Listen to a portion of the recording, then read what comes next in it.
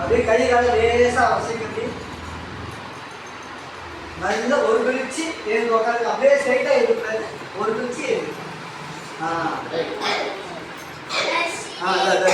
ஒரு கழிச்சு சாதாரண சம்பளம் கொடுங்க.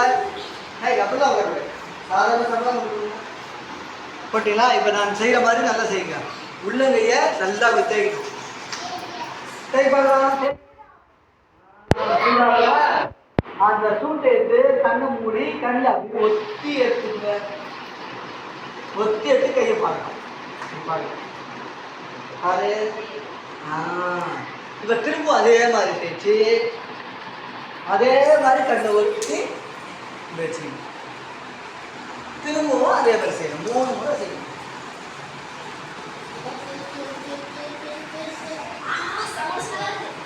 அதான் அப்போ நம்ம உடம்புக்கு பவர் இருக்குதுன்னு அர்த்தம். அதான்